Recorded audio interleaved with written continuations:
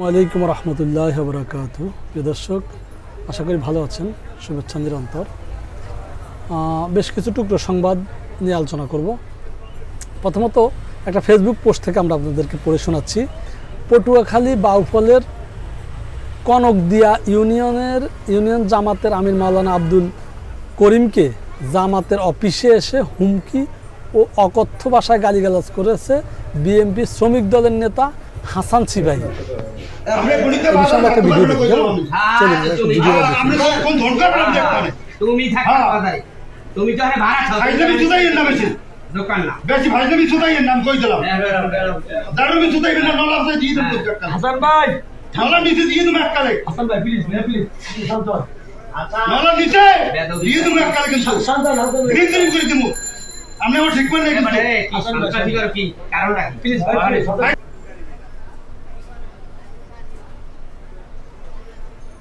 যাই হোক, মানে যে লোকটার সাথে এই হাইটক করলেন সেই লোকটা কিন্তু খুব বেশি ভালো করে বোঝা যায়নি কে, যদি একটু আংশিক দেখা গেছে যে টুপি দেখা যাচ্ছে।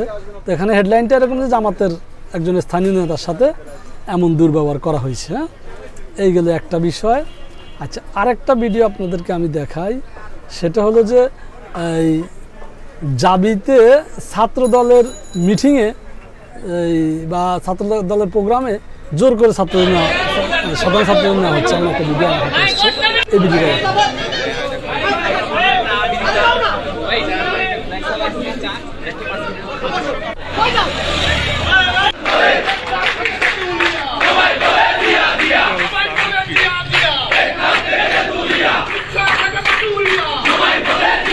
মানে এই প্রোগ্রামে মোটামুটি যে সাধারণ ছাত্র আশেপাশে ঘুরে বেড়াচ্ছে তাদেরকে আসলে বসতে বলতেছে। এখানে যদিও হেডলাইনটা এমন আসছে যে জোর করে তাদেরকে প্রোগ্রামে নিয়ে যাওয়া হচ্ছে, জানি না, কিন্তু তাদেরকে যে মোটামুটি হয়তো কোঅপারেট করে বা একটু সফটলি বা হার্ডলি তাদেরকে প্রোগ্রামে ভিড়ানো হচ্ছে, এটা বোঝা যাচ্ছে, তাই না?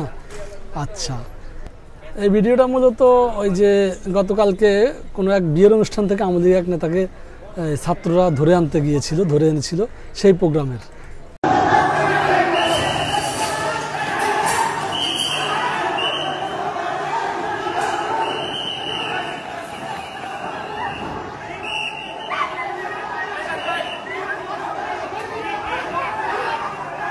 আচ্ছা, এই ভিডিওটার কাউন্টারে একটা ভিডিও একজন দিয়েছে, সেই ভিডিওটা একটু দেখেন।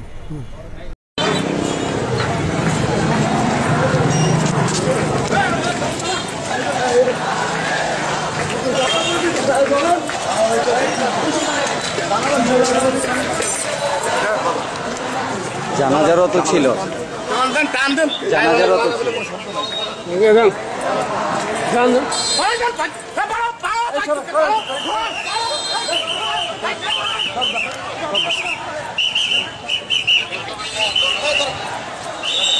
এই ভিডিওটা মূলত অনেক আগের, তারপরে দেখানো হচ্ছে আর কি।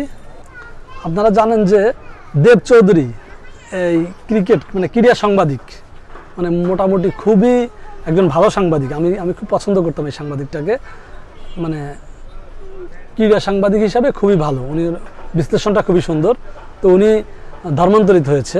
দেখুন একটা পোস্ট, আমি সম্পূর্ণ স্বেচ্ছায় আজ ইসলাম গ্রহণ করেছি, যদিও আমি এখনও আরবি পড়তে পারি না, তবে আমার ঘরে পবিত্র কোরআনের বাংলা অনুদিত 3টি কপি রয়েছে। দেব চৌধুরী ক্রিকেট বিশ্লেষক।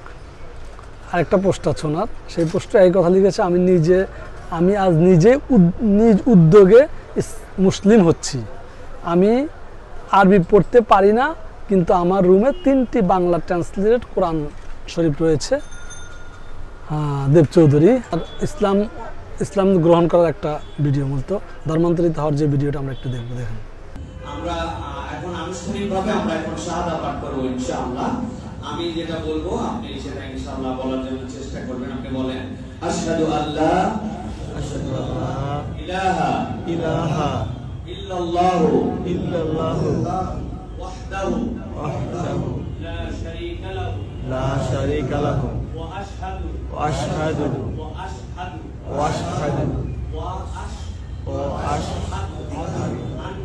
আন্না মুহাম্মাদান আবদুহু ওয়া রাসূলুহু।